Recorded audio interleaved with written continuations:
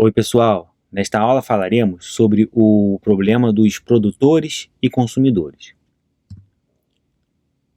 Quando a gente estuda problemas de concorrência, tem vários problemas clássicos que podem ajudar a gente entender alguns problemas mais práticos. Então tem os produtores e consumidores, tem os leitores e escritores, tem o jantar dos filósofos, todos eles estão descritos no livro, mas vamos focar agora nos produtores e consumidores para a gente ver um exemplo de uso de variáveis de condição.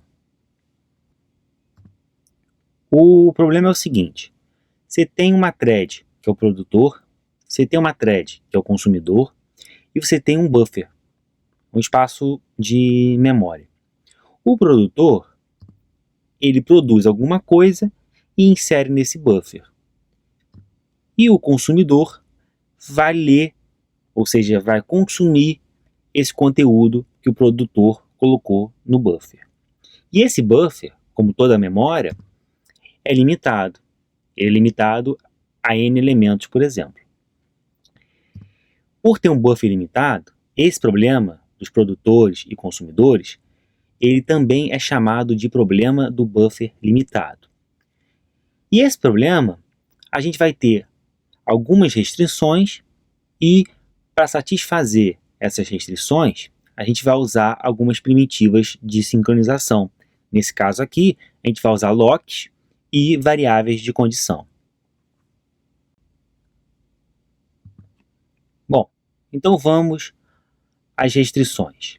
A primeira restrição é que não é possível produzir quando o buffer está cheio. Se o buffer está cheio, eu não tenho memória suficiente para produzir. O que é um buffer cheio?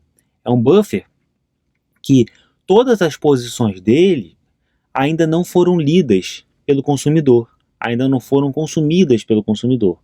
Então, não é possível inserir mais informações nesse buffer. A outra restrição é que não é possível consumir quando o buffer está vazio. O que é um buffer vazio? É um buffer no qual o produtor não colocou nada, ou que todas as posições desse buffer, todas as informações desse buffer já foram lidas pelo consumidor. Então, não é possível ler desse buffer quando ele está vazio. E uma outra restrição é que ele não pode ser lido e escrito ao mesmo tempo. Que aí a gente entra naquele conceito de memória compartilhada, é uma região crítica que a gente não pode ler e escrever ao mesmo tempo, porque senão pode ter problemas de concorrência, como a gente já viu em outras variáveis que são compartilhadas. Então, ou o produtor está escrevendo no buffer, ou o consumidor está lendo do buffer. Isso não pode ocorrer ao mesmo tempo. E algo também que esse problema pode considerar é que a gente tem vários produtores e vários consumidores, e apenas um buffer limitado. Esse tipo de problema, ele é presente em diversos cenários reais, como por exemplo, um player de vídeo. A gente tem threads produtoras que recebem pacotes da internet e colocam num determinado buffer. E a gente vai ter outras threads que são consumidoras que vão ler desse buffer e vão realizar a visualização daquele vídeo. De forma bem simplificada, a gente pode ver o problema de você pegar pacote de vídeo da internet como um problema de produtores e consumidores. Aquela nossa aplicação de mapa da outra aula, a gente também podia pensar nisso. A gente podia pensar, tem uma thread que pega dados da internet, do mapa da internet, e tem outras threads que fazem a visualização dessa mesma ideia de produtor e consumidor, que está muito presente nas aplicações de sistemas operacionais. Vamos fazer um código agora com um produtor e um consumidor. Esse código vai ser específico para um produtor e para um consumidor, mas ele facilmente pode ser estendido para mais produtores e mais consumidores. Então tem um produtor, tem uma thread produtor, uma thread que é consumidor, e a gente tem um buffer, que vai ser um vetor na memória para simplificar. Bom, esse código vai ter duas funções base. Vai ter a função de inserir um valor inteiro no buffer. Vamos supor que o nosso buffer seja um vetor de inteiros. Então, vai ter uma função básica de inserir um valor no buffer e vai ter uma função básica de ler um valor do buffer. Essa função básica de inserir vai ser usada pelo produtor e a função básica de ler vai ser usada pelo consumidor. Essas são só funções básicas, elas não vão utilizar as primitivas de sincronização. Na verdade, as primitivas de sincronização vão ser utilizadas quando a gente for programar a thread do produtor e do consumidor. Mas vamos primeiro para essas funções de base, para depois a gente programar as threads do produtor e do consumidor. Bom, a gente vai ter lá uma macro que vai definir o tamanho do buffer, que é essa macro max aí, que no nosso caso aqui vai ser 10. E a gente vai ter também algumas variáveis globais. Essas 4 variáveis globais são as que vão interessar para a gente agora. A gente vai ver que o problema vai ter outras variáveis globais também. Bom, então, o que a gente tem aí como variável global? A gente tem o próprio buffer, que é um vetor de inteiros. A gente tem a posição de inserção. O que é a posição de inserção? É a próxima posição livre do buffer para o produtor inserir algum valor. Então, como a gente pode olhar nessa figura, a gente tem as 3 primeiras posições já estão preenchidas, e aí esse número inteiro vai apontar para a próxima posição. Aqui não é ponteiro nem nada, é só o índice da próxima posição do vetor a ser escrita pelo produtor. E também a gente vai ter um índice que indica a próxima posição de leitura que o consumidor vai ler. Vocês podem reparar aí na figura que essa posição em azul é uma posição que ele já leu. E aí, a próxima posição de leitura vai ser a segunda posição, que é a primeira posição rosa que está aí nessa figura. Então, a gente está representando posições que já foram lidas com posições em azul. Se reparem que a gente não apaga a posição, a gente não tira a posição do nosso vetor. A gente simplesmente avança o índice da posição de leitura. Com isso, a gente está considerando que a posição azul já foi lida. Isso vai simplificar muito a manipulação da estrutura de dados, do que a gente ter que reorganizar o vetor a cada leitura ou a cada escrita.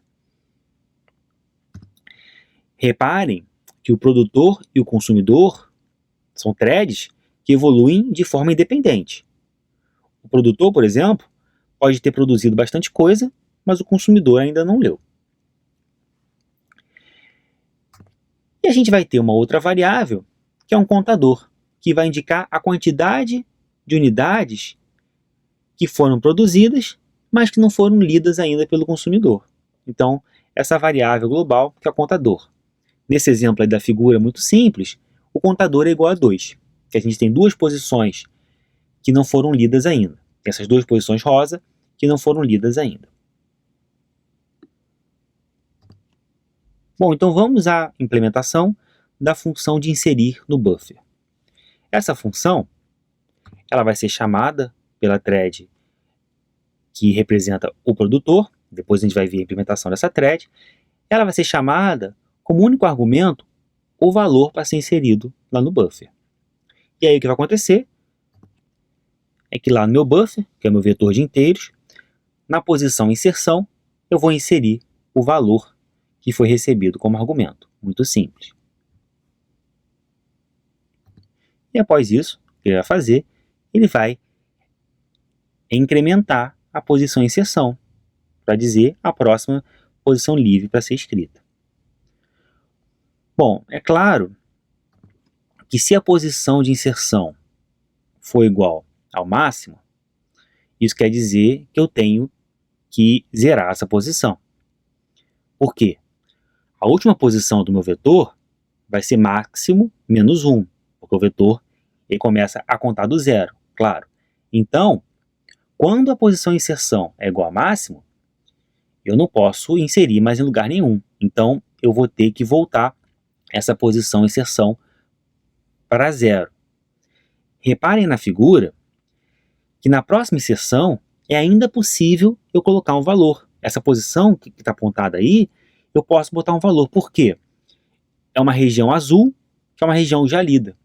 Então, nesse caso aí, eu não tenho problema de inserir um novo valor, porque é uma posição que já foi lida.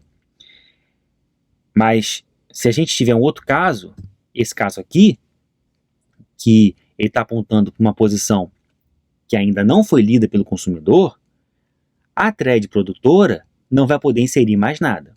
E aí ela vai ter que dormir e vai esperar alguma posição estar livre para ela poder escrever. Mas esse código não se preocupa com isso. Esse código só insere no buffer e zera a posição quando chega no máximo. Só faz isso. Quem vai se preocupar se o buffer pode ser escrito ou não é o código da thread produtora.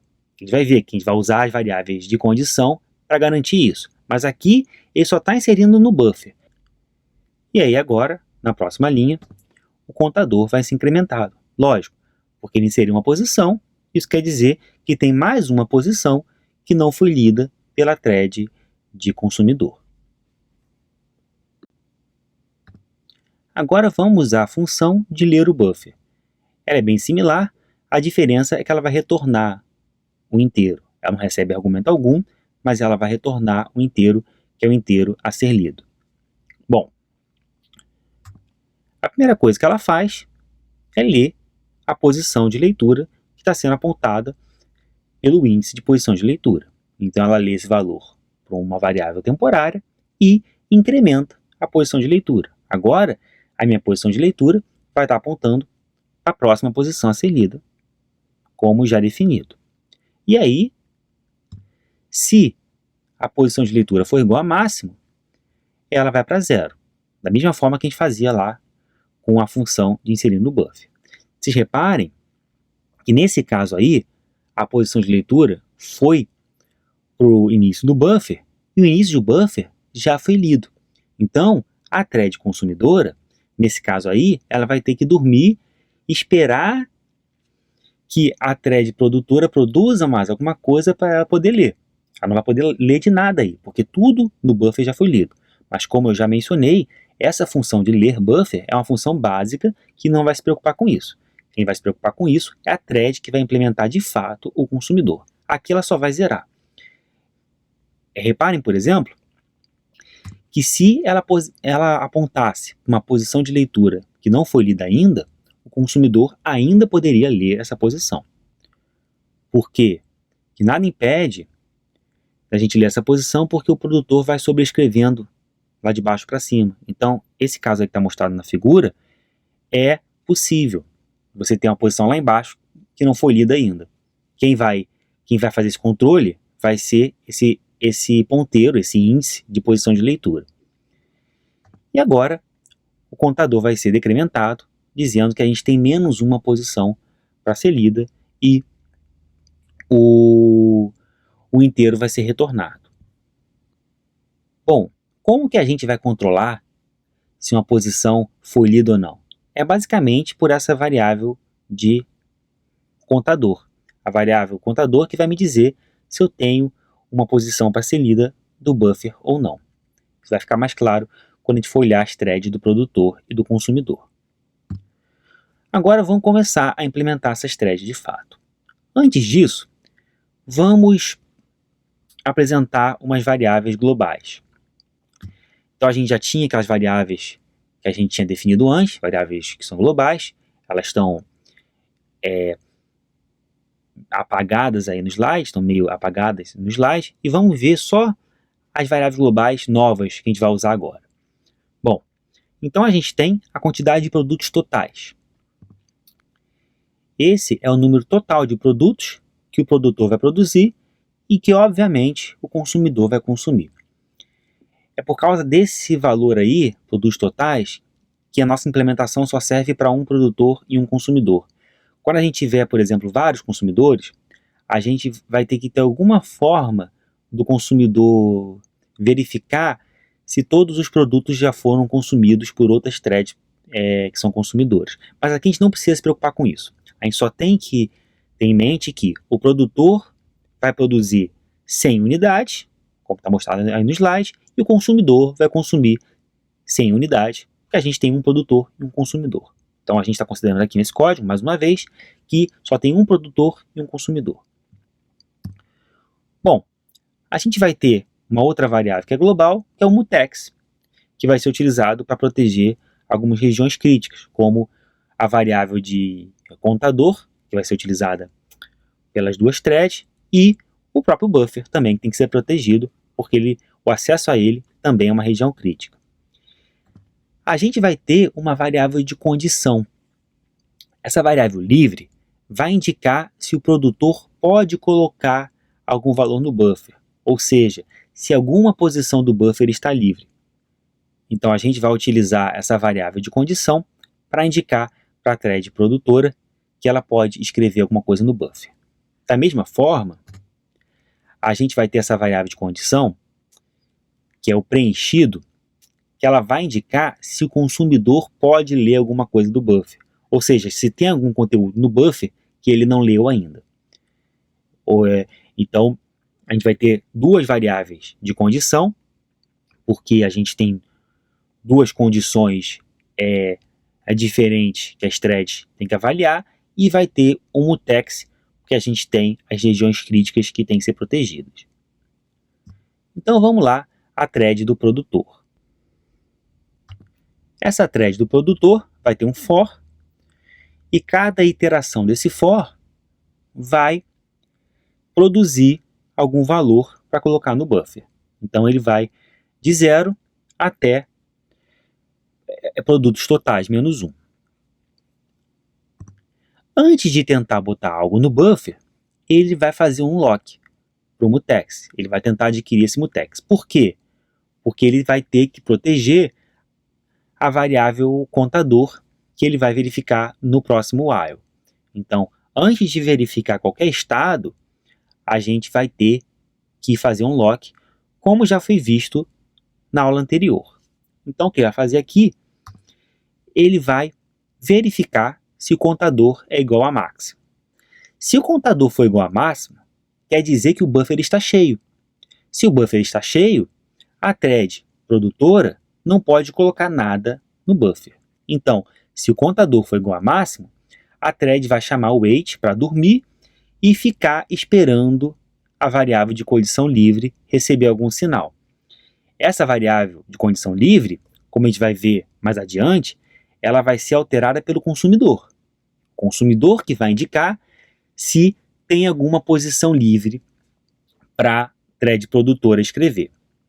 Lembre-se, a gente verifica essa variável de contador com o while, não verifica com o if. A gente já falou isso na aula anterior. Vejam no livro que para o caso do produtor e consumidor, esse while vai fazer toda a diferença. Diferentemente do outro exemplo, que o while a gente só botou só para mostrar que é importante a gente colocar o while como uma boa prática, aqui no caso do produtor-consumidor, a gente vai ter diferença se a gente botar um while ou botar um if. Então lembrem-se, a gente sempre verifica variável de estado, como esse contador, a gente sempre verifica com while. Então vejam no livro o porquê disso. Então aqui, ele vai verificar se o contador é igual a máximo. Se for igual a máximo, ele vai dormir. Se não for igual a máximo, quer dizer que ele pode inserir coisa no buffer. Então o que ele vai fazer? Ele vai chamar a função de inserir buffer para inserir um valor i naquele buffer. Aqui é só um exemplo de conteúdo que ele pode inserir.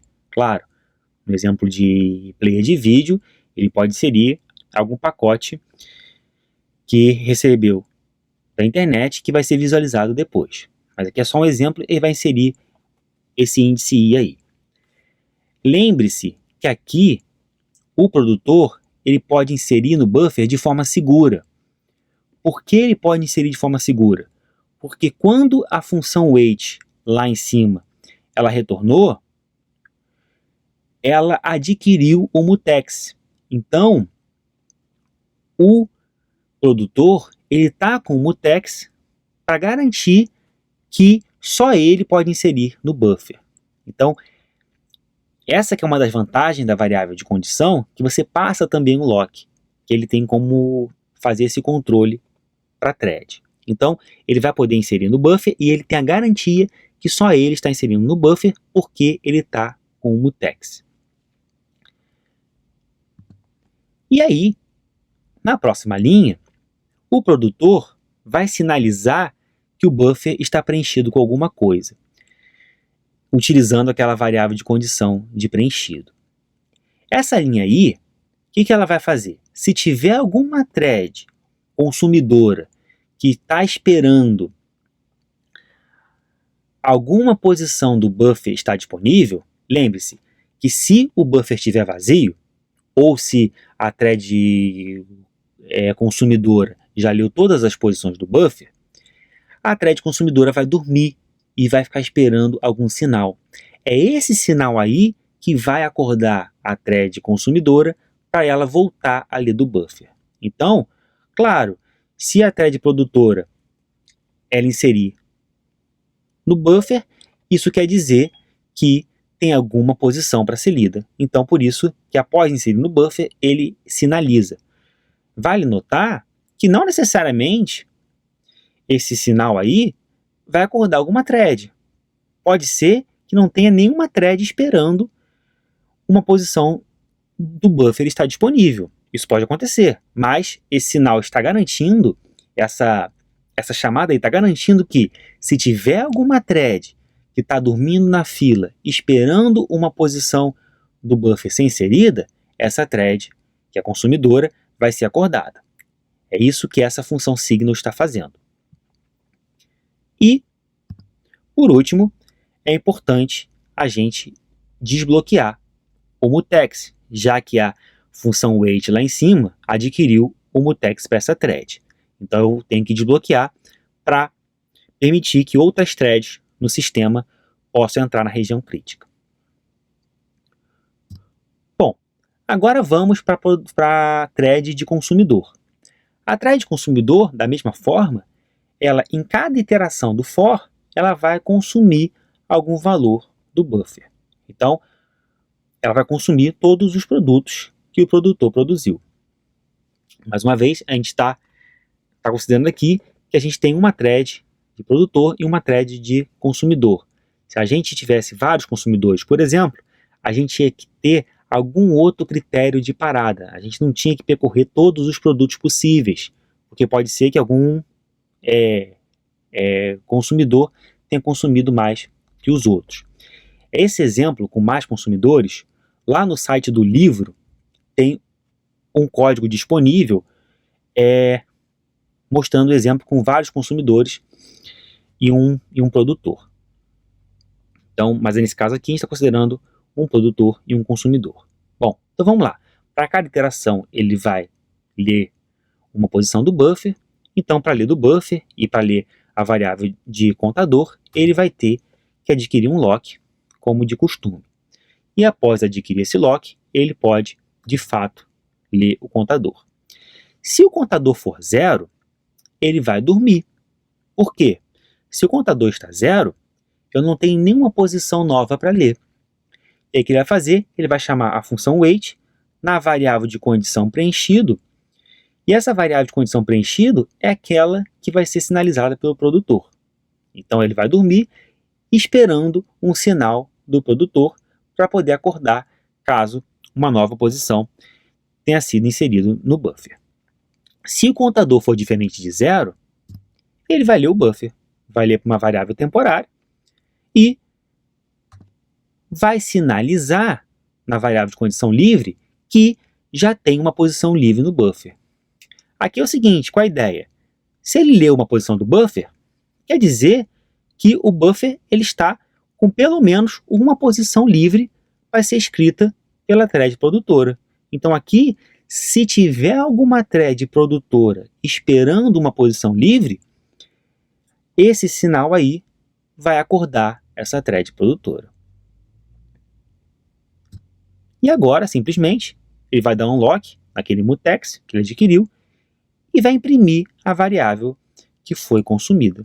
E pronto, assim está a nossa thread consumidora. E aí, como que a gente vai fazer esse código funcionar? Nada diferente do que a gente viu anteriormente. A gente vai ter a função main, que vai criar duas threads, uma que executa a função de produtor e a outra que executa a função de consumidor. E essa função main vai ficar esperando a finalização das duas threads com a chamada join para poder retornar depois. Então, aqui não tem nada diferente do que a gente já viu anteriormente. E aí, o código vai funcionar. Esse código vai estar lá no Moodle para vocês entenderem o funcionamento e executarem no computador de vocês. Aqui a leitura obrigatória, que é a mesma leitura da aula anterior. O livro, ele fala passo a passo para chegar nesse código final. Aqui eu só apresentei o código final, mas o livro vai no passo a passo e mostrando quais problemas que a gente tem, por exemplo, se a gente troca um while por um if, se a gente usa as variáveis de condição de uma outra forma. Então, eu recomendo fortemente a leitura em detalhes desse capítulo.